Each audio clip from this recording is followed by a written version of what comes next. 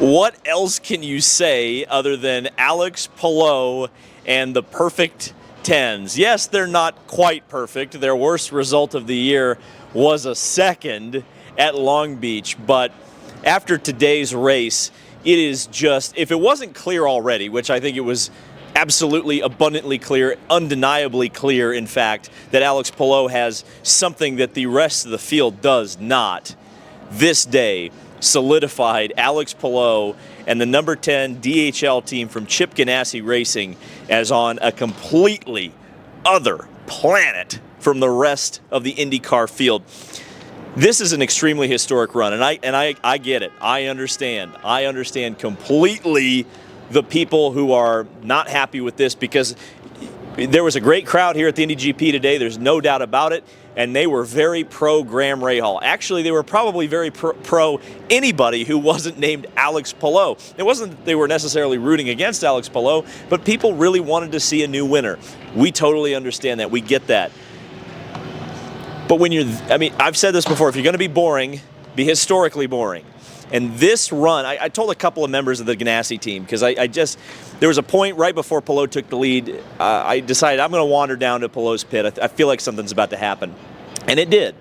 And I said to some of them, I was like, this is you guys need to appreciate this, because this is a once-in-a-lifetime thing that we are seeing here. This level of dominance in a series that is supposed to be not spec, but pretty damn close. We're supposed to all have the same chassis and the same tires and the same fuel and not the same engines, not yet anyway, but it's supposed to be pretty equal. And right now it ain't equal. And it's just that number 10 team, that Alex Palou driver, they're just above the rest, and it's not even close. The fact that he was able to pass Graham Rahal in the way that he did, Alex, this might be a bad commentary in the modern state of IndyCar racing, but Alex Palou could lap cars. And you might say, well, of course the leader of the race should be able to lap the back of the field. But he could actually do it. He pulled 5 seconds on Graham Rahal when he took the lead. It wasn't just, I took the lead and I had a little bit left. He took the lead and had a lot left. So let's take a look at the results of today's Grand Prix here at Indianapolis. And yes, it's Alex Palou in a perfect 10 day for the perfect 10s of Chip Ganassi Racing, leading just under 30 laps at 29 laps for Alex Palou. What else can you say?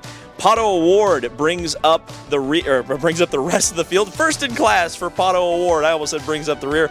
He won first in class. And actually, Pato O'Ward, as well as Will Power, had some really interesting things to say in the positive direction about the strategy choices. You'll hear some drivers who are negative at the end as well. Will Power said he didn't pass a single car on track. That's the second race in a row for Will Power.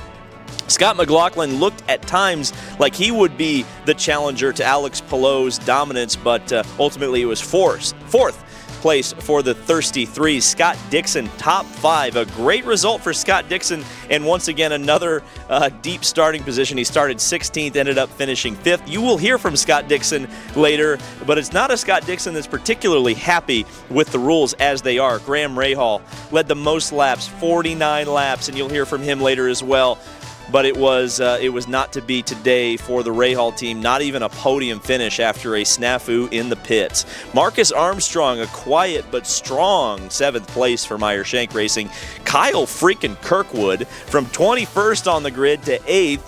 But the biggest mover is Big Rinus, and he's went from 24th position on the grid to P9. You will hear from Rinus as well later on in this video. Rounding out the top 10 is Felix Rosenquist for Shank. P11 is Louis Foster, who started way up at the front of the field, but ultimately fell down by the end of the race. Joseph Newgarden fought, scratched, and clawed all day after a hybrid issue took him into the pits to start from the rear of the field after qualifying in the 6th position, but he did not start there. Nolan Siegel, a quiet 13th. Alexander Rossi, 14th, falling from 9th. Connor Daly up from 22nd position into the 15th spot. Christian Lundgaard got a speeding penalty, or not a speeding penalty, but a pit exit violation, and that dropped him down the field after he looked like he was going to have a solid top 10 run. Devlin DeFrancesco looked strong at the beginning of the race and then fell off a cliff at the end of it. Robert Schwartzman, what a great recovery, to be honest with you, after a really, really difficult weekend, 27th to 18th. Christian Rasmussen right behind him in 19th.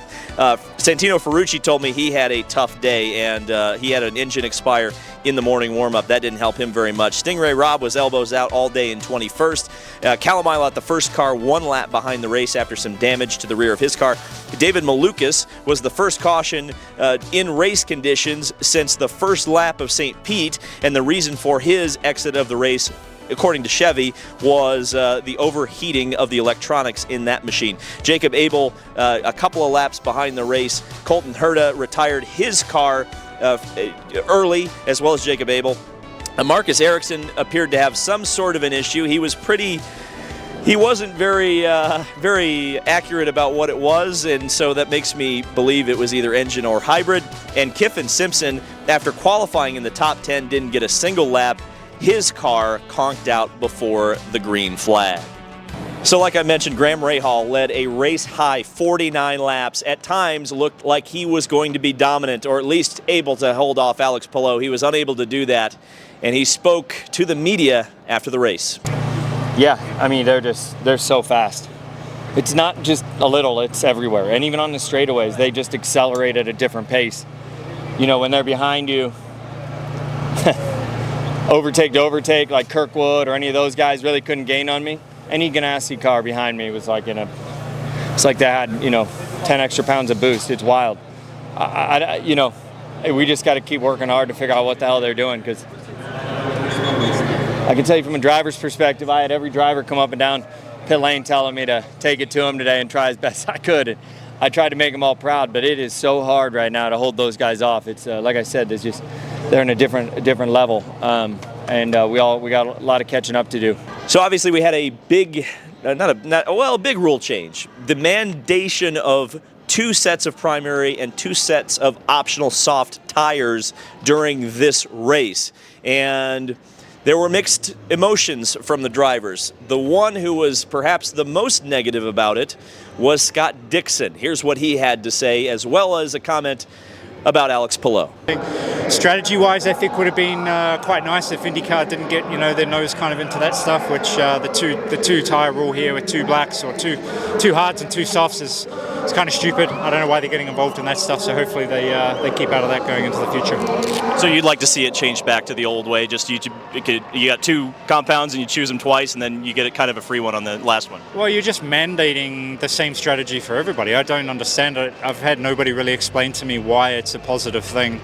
The races this year have definitely been a bit of a snoozer, but I think some of that is because it's been kind of caution-free. 5 races, only 2 cautions, short cautions at that. Definitely makes it pretty tough to race. So, I think the perfect IndyCar race is always a 2-stop versus 3, and when they converge at the end, it's a bit of mayhem. So, that's what the teams are here to do, is to create strategy, not IndyCar locking everybody into the same thing. How amazing is it to see your teammate doing what he's doing? It's wild, man. Kudos to them. Massive congratulations. I know how hard they all work. Congrats to the 10-car group. But it just shows, how hard this whole team works. We were quickest again last 2 races in a row on pit road. So, I don't know what's going on qualifying, man. It's so frustrating. I felt like I had 2 good laps this weekend and really just didn't have the speed. But, on the races, we've had rocket ship speed. But, congrats again to the 10-car group and Alex. But it wasn't all negativity. We don't want to just be negative here. There were some drivers who were positive about that rule change, particularly the 2nd and 3rd finishers in today's race, Pato O'Ward and Will Power.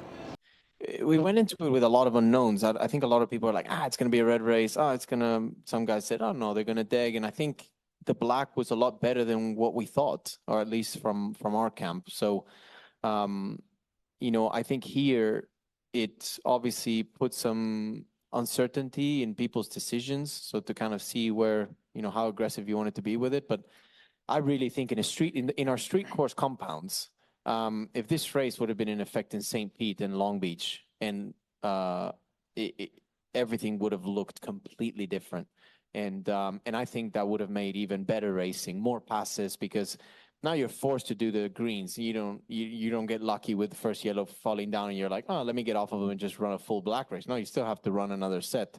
So you're going to be miserable at least another 20 laps. So that, I think that, like, we need to push IndyCar and force them to enforce this rule for Detroit. Like, I really think that rule is going to be it's going to switch things in the racing, and I think it's going to produce a race that is so much more entertaining. I agree. Like, if you would enforce that at Long Beach and St. Pete, it would have been a very different race. Man, because they just don't. Yeah, I mean, they degrade so quickly. Like, I mean, honestly, if you started like in the 20s and everyone in front of you were on greens, you would drive to the front. You actually would drive to the front. I know you're going to have to take your medicine at some point, you know, like your poison, but yeah, that would be a very interesting scenario. And Rinus VeeKay, he is having a hell of a season for Dale Coyne Racing. Even when they don't qualify well, he races well. We talked to Rinus after the race. All right, Rinus, I think you brought the big Rinus energy. Top 10. It sounds like you made a lot of the moves on the racetrack as well as strategy. I mean, just to kind of talk through your day.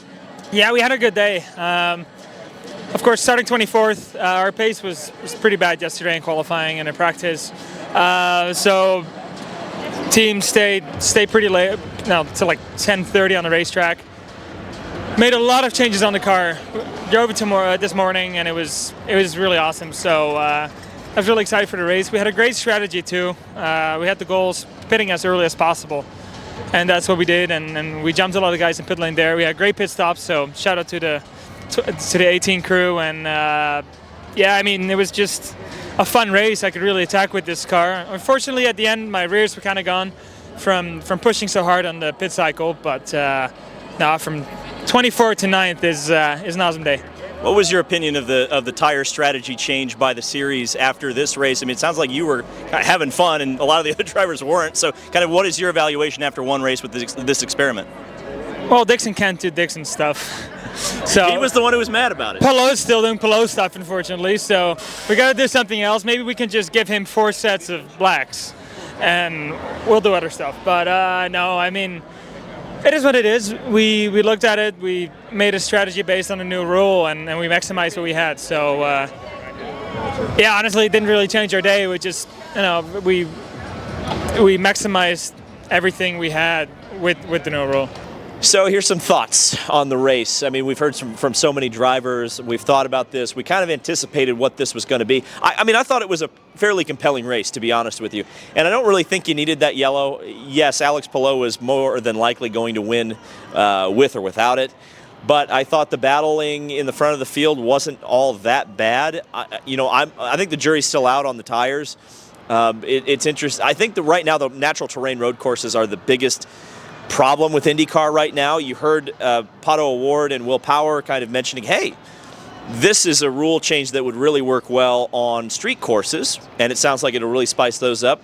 I'm curious to see if this does continue to Detroit, and I expect most likely it will.